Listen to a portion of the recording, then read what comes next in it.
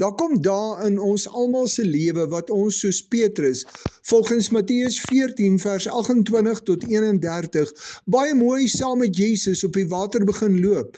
En dan sien ons soos Petrus, hoe sterk die wind is, ons word bang en dan sink ons. Jesus vra dan vir Petrus waarom hy begin twyfel het.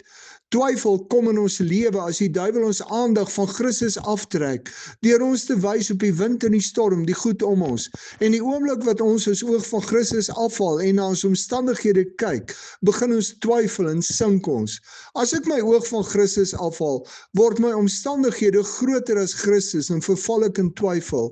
As jy iewers deur die duiwel gevang is en jy jou oog van Christus as die oorwinnaar afgehaal het, sit jy nou met twyfel oor God en sy woord.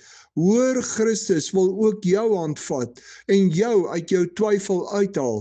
Twyfel is nie die einde van die pad nie, dis die geleentheid waar ek opnuut Christus se hand moet vat.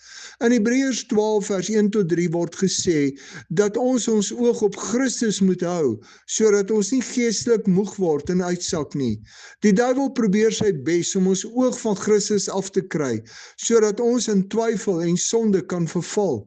As die duiwel jou oog van Christus afgetrek het, en jy nou vol twyfel is en sukkel om daaruit te kom, vat opnuut die hand van Christus wat hy na jou uitstrek, en laat toe dat hy ook met jou, soos met Petrus, nuut begin.